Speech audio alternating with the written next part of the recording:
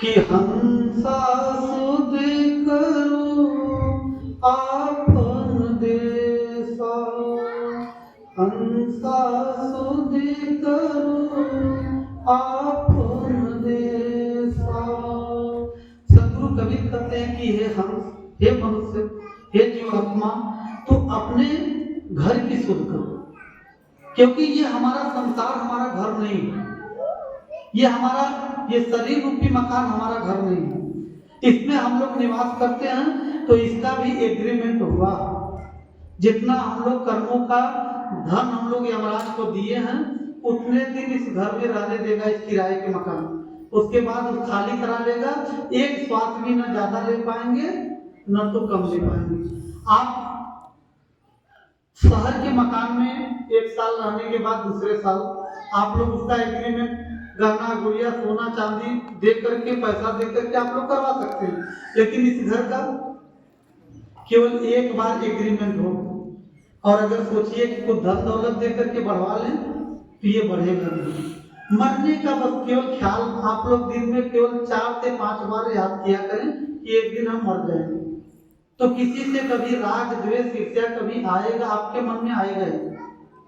सबके साथ सोचेंगे 4 दिन की जिंदगी है, 4 बार ही याद किया करें। सुबह में याद किया करें, और उसके बाद जो है कि 11 बजे याद किया करें, फिर उसके बाद 1 बजे याद कर लिया करें, फिर शाम को याद कर लिया करें। 4 बार ही, जो आप 4 दिन की जिंदगी है तो 4 बार रोज प्रतिदिन याद करिए। लेकिन नहीं, हम सब याद करते हैं क्या? हम याद करते हैं कि पड़ोसी हमारा उन्नति कर रहा है, वही याद मुझे रहता है। पड़ोसी हमारा जो है कि पड़ोसी हमारे बहुत बढ़ रहा है, हमारे पड़ोसी के जो है कि बच्चे नौकरी पा रहे हैं, वो मुझे ध्यान रहता है। लेकिन हम लोग कभी ये चिंतन नहीं करते कि मैं कौन हूँ, मेरा स्वरूप क्या है, मैं इस शरीर में रहता कहाँ हूँ, मेरा निज घर कहाँ है।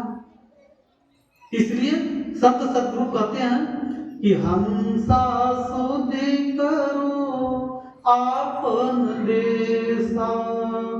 हम लोग परमात्मा के घर से बिछुड़ करके नि अक्षर से अक्षर भया, अक्षर किया प्रकाश, और अक्षर से मन उपजा सुनो धनी धर्मदास। मन से माया उपजी, माया से त्रिगुण रूप, और 5 तत्व 3 गुण से बाधा सकल स्वरूप।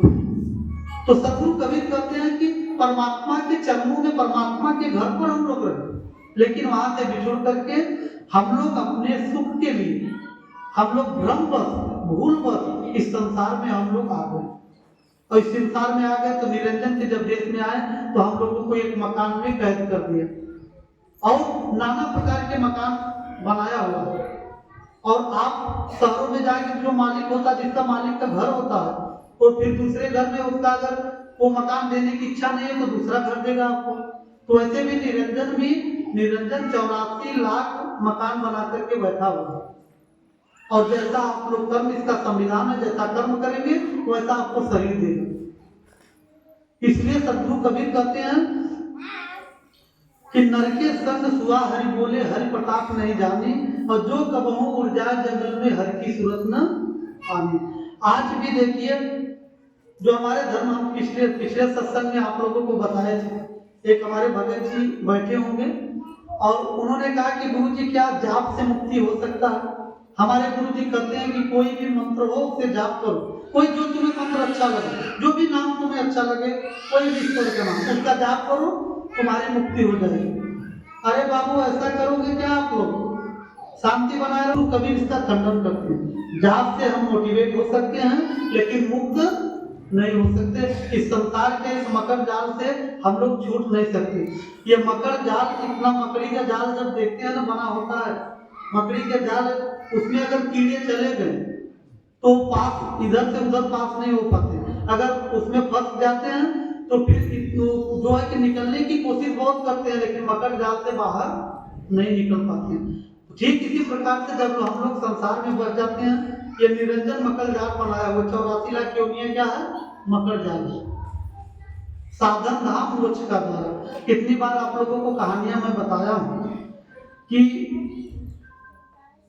एक राजा की कहानी हम आप लोगों को बताते हैं कि जो है कि एक राजा नगर में अपना बाउंड्री वाल, अपने सुरक्षा के लिए, जैसे चीन की दीवार है, इतना ऊंचा दीवार बना था कि कोई हमला जो कर न सके हमारे देश में। वैसे ही जो है कि एक राजा अपना बाउंड्री वाल दीवार बनाया था कि हमारे राज्य पर कोई आक्रमण न करे।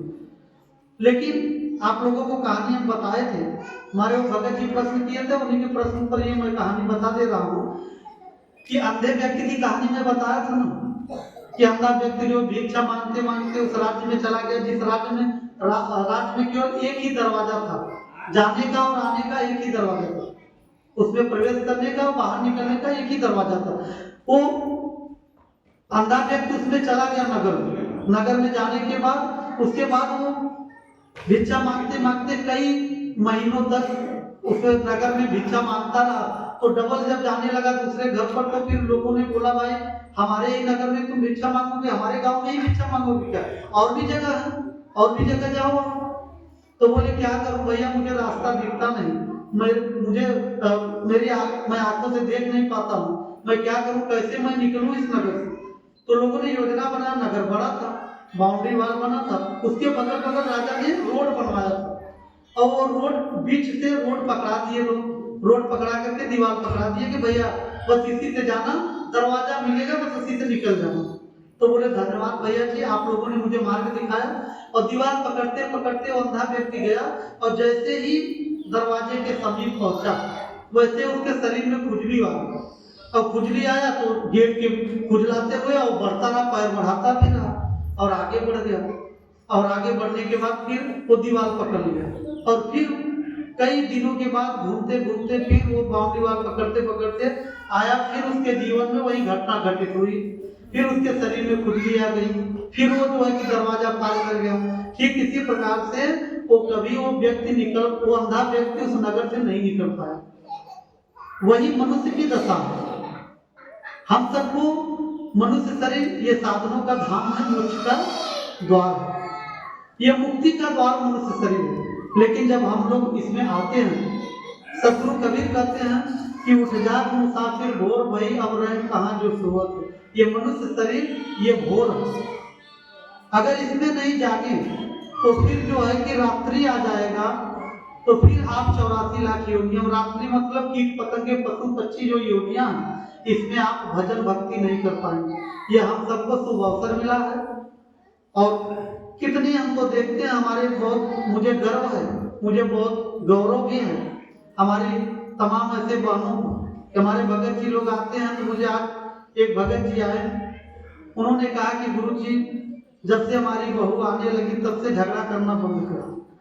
तो मुझे बड़े गौरव हुआ कि चलो कम से कम मेरे इस ऊर्जा में इन्वेस्ट कर रहा हूँ, मैं वचन ये बोल रहा हूँ और मैं जो भी शक्ति अपना इन्वेस्ट कर रहा हूँ उसका फल मिल रहा है। हमारी बहनें अपने जीवन में परिवर्तन ला रही हैं, तो ये बहुत गौरव का विषय है, बहुत गौरव की बात है।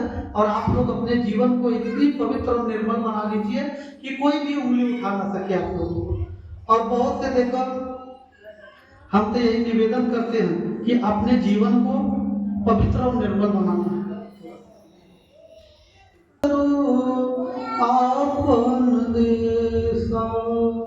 आज खिचड़ी में दम नहीं था का? खिचड़ी अच्छा नहीं बना था क्या?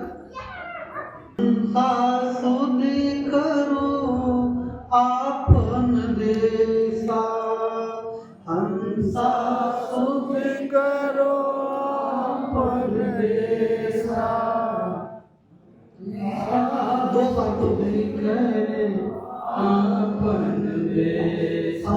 माता बहनी का आवाज ना आवता, अभी झगड़ा करे कोई तब एक दूसरे गांव में सुनाई दे दे, लेकिन भजन गांव में तुम लोग पीछे हो कि हंसा सुध करो आपन देसा, हंसा सुध करो आपन देसा।